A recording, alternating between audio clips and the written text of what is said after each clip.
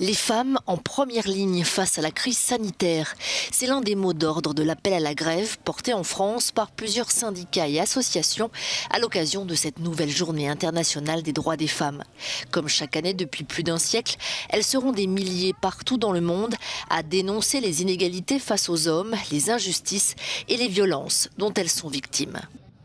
Il faut combattre les violences faites aux femmes, ça c'est sûr, mais il faut aussi combattre pour plus de droits parce qu'on a bien vu que les droits pour les femmes, ils sont jamais acquis. Donc ils sont tout le temps remis en question, que ce soit en France ou dans d'autres pays, en Europe, en Amérique du Sud. Donc c'est pour ça que c'est important de jamais lâcher, quoi. À Qamishli, dans le nord-est de la Syrie, des milliers de femmes kurdes se sont rassemblées dimanche. Objectif, faire entendre leur voix et poursuivre leur chemin vers la liberté. Malgré les menaces et les tragédies, elles disent vouloir renforcer l'éducation pour faire face à l'autoritarisme. Ce que nous demandons, c'est que les gouvernements mettent en place un revenu de base temporaire pour les femmes.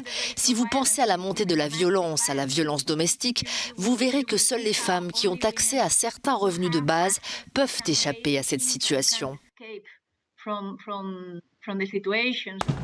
En Russie, la Journée internationale des droits des femmes est un jour férié où l'on offre des cadeaux et des friandises. Mais il faudra plus que des fleurs pour faire oublier qu'en Europe, les femmes sont payées en moyenne 14% de moins que les hommes, une inégalité salariale encore accentuée par la pandémie.